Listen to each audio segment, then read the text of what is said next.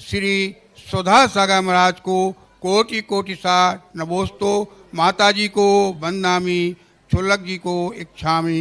ललितपुर जनपद का नमोस्तु। गुरुवार इस बार सब ललितपुर वालों को, जनपद वालों को ना पैसे की ज़रूरत है ना काम की ज़रूरत है। इस बार तो हम सब लोग ललितपुर वालों की एक ही इच्छा है कि आपका चातुर्मास ललितपुर हो, हम सब लोग धर्म ध्यान में लीन रहें और कोई नहीं बहे। गुरुवार हमारी जिज्ञासा है कि अहंकार किसको होता है और अहंकार का फल शास्त्रों में क्या हुआ है, और नम्रता किसको आती है, किस पुरुष को नम्रता रहती है और नम्रता का फल क्या होता है। हे गुरु, इसका भी समाधान करें। नमोस्तु नमोस्तु नमोस्तु। जो व्यक्ति पूरा पेट भर के डकार के बैठा हो और वो कहे हमें अब कुछ नहीं चाहिए,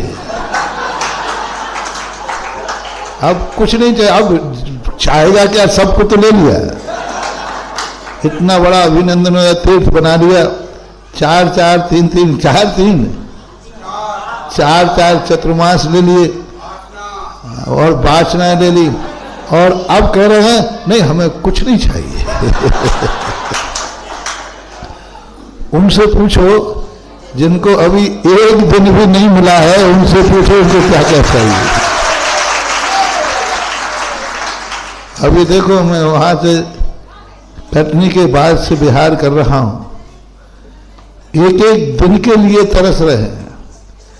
कटनी से बहोरी बंद से घोसलपुर के बाद जो गांव में घुसे, यहाँ की तो हालत बहुत बड़ी मझोली, फिर आगे कहाँ गए थे, बचैया, तारादेवी, महाराजपुर, रीनाबाड़ा, और अब देवड़ी के तो हाल बैठे ही नहीं। इनको एक एक घंटा अनमोल है, एक दिन मिल रहा है तो भी अनमोल है। तो ये स्थितियां बनती हैं। अहंकार की जो स्थिति बनती है वह व्यक्ति का नियम से उसी समय से विनाश चालू हो जाता है। अहंकार पॉइंट होता है शुरू ईगो पॉइंट से। व्यक्ति सत्य की तो आड़ लेता है कि हम सत्य चाहते हैं, हम सत्य के समर्थन हैं, वो तो एक आड़ है, वो तो एक, लेकिन होता एक अहंकार है। इस प्रकार की अहंकार की जब स्थिति व्यक्ति की बनती है तो नियम से उसका पतन हो जाता है, और फिर ऐसा पतन होता है कि वो उठने लायक भी नहीं रहता और कोई उसे उठाता भी नहीं। इसलिए अहंकार तो हमेशा दुखदाई ही रहा है, और अहंकार मात्र ईगो पॉइंट पे आता है।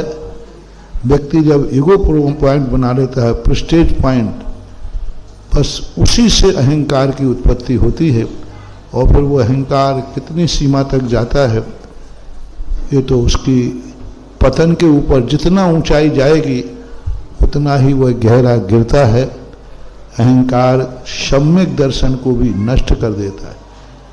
4 कषायों में पूज्यवर समंतभद्र महाराज ने 3 कषायों को सम्यक दर्शन को मलिन करने में नहीं लिया। क्रोध से मलिन नहीं किया, मायाचारी से, लोभ से मलिन नहीं किया, लेकिन मान से सम्यक को मल ठाने दौलत राम। और रत्नकार साहब का आचार्य में भी कहा कि सम्यक दर्शन को 8 मदों से रहित होना चाहिए। क्रोध से रहित क्यों नहीं कहा, मायाचारी से रहित क्यों नहीं कहा, लोभ से रहित क्यों नहीं कहा, उन्होंने 8 मदों से रहित कहा। सम्यक दर्शन की जो परिभाषा बनाई उसमें कहा सिद्धानाम परमार्थानाम माप्तागम तपो त्रिमूढ़ा पूर्णमष्टांगम सम्यक दर्शन अस्मयम, यानी मदों से रहित होना। इसमें यानी मदों से रहित होना चाहिए। बहुत बड़ा ये कहना चाहिए दार्शनिक पॉइंट है विचारने के लिए। 4 कषायों में अकेले मद से रहित क्यों कहा? क्रोध, मान, माया, लोभ से रहित कह सकते थे, लेकिन मद से रहित कहा। 8 मदों से रहित सम्यक दर्शन होना चाहिए। इससे सिद्ध है कि मद जब आता है अहंकार, तो सम्यक दर्शन भी मलिन हो जाता है और मलिन होते होते एक दिन नष्ट भी हो जाता है। जिज्ञासा करें। नहीं, अभी नम्रता किसको आती है और इसका फल क्या है? नम्रता जो आती है, नम्रता का मूल स्रोत होता है व्यक्ति का ज्ञान। जैसे जैसे सही मायने में व्यक्ति स्वाभिमानी हो जाता है, जितना व्यक्ति स्वाभिमानी होता जाएगा उसका अहंकार कम होता है। लोग कहते हैं कि मेरा भी स्वाभिमान है, मैं क्यों झुकूं? नहीं, ये स्वाभिमान नहीं, ये अहंकारी है। हमेशा नम्र व्यक्ति, स्वाभिमानी व्यक्ति नम्र होता है। इतना नम्र हो जाता है कि वह जब किसी भी चीज के सामने आता है तो ईगो पॉइंट नहीं बनाता।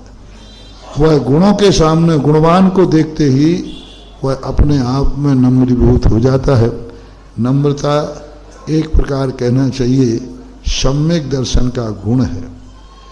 विनयम मूलाचार के अंदर एक पूज्यवर बटकेर आचार्य महाराज ने एक गाथा में कहा, विनयम मोक्ष द्वारम, विनय को मोक्ष का द्वार कहा। बहुत बड़ी बात है। नम्रता जो है मोक्ष का द्वार है, ऐसा मानना चाहिए। जिज्ञासा करें। विद्या समय सिंधु बालिका मंडल देवरी और तैयार रहें श्रीमान योगेश सिंह जी देवरी।